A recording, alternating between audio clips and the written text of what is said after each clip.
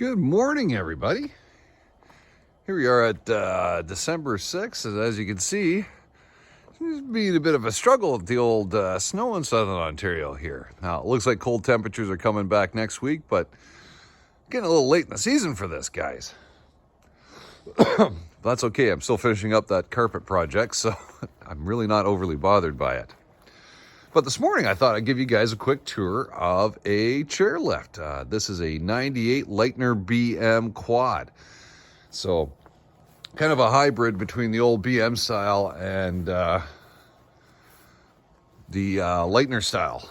So, very similar chairlifts to this, with more of the Leitner line gear. Ferdy, British Columbia has one. Oh, there's a couple more out there, not a whole lot. And then what had happened was Leitner had bought Palma, and then they went with the Palma design, and these were largely they were completely abandoned, and you can't get them anymore. But kind of a neat lift. This is a bit of a problem child for me. She does need constant attention, but that's more on the electronic side. It's been retrofitted once or twice, and the wiring was less than stellar, let's say.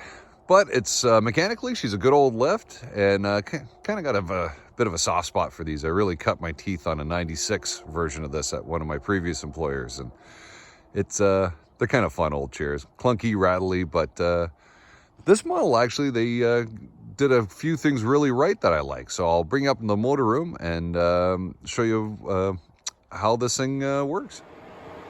Okay, here we are up in the motor room, and we'll just go through the major components here for you. So here's the electric motor for the lift, or what we'd call the primary mover. So this is what primarily moves the chairlift. So you go through your drive shaft, here's your service brake, and then into your planetary gearbox here. And on this side is your evacuation motor. This is actually a Volkswagen TDI diesel engine. Does a really good job. Really loud, but other than that.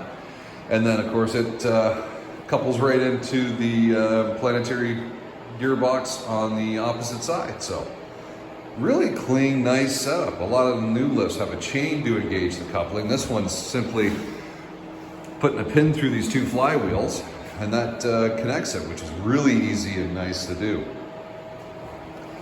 Over here we have the tensioning system. This is an older style, so you've got two pressure gauges.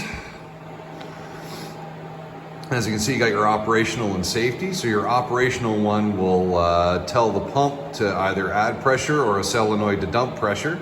And then your safety one is a backup, so that if you go over or under your set pressures, that'll drop the safety system and stop the lift. Over here, this is your brake controller. So inside you have your solenoids and pump for the emergency and service brake.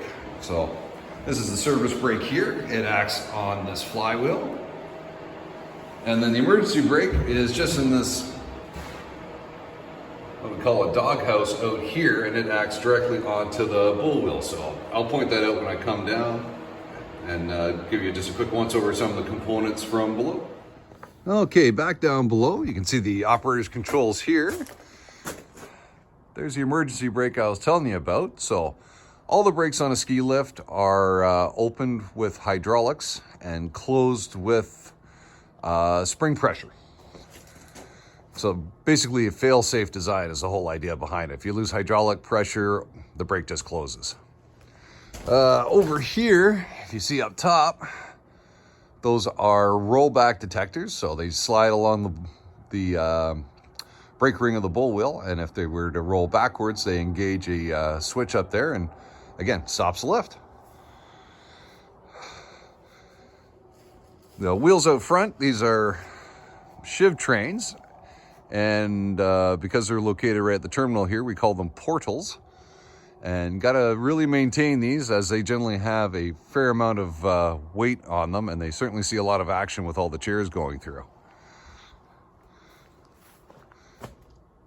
And that about does it for down here for your major components. You can see these hydraulic rams. This is what provides the tensioning for the The haul rope on the left. Pretty simple piece of machinery, just a lot of moving parts in them, that's all. Well, I hope you guys found the video interesting. Everyone staying healthy, and we'll see you on the next one. Take care.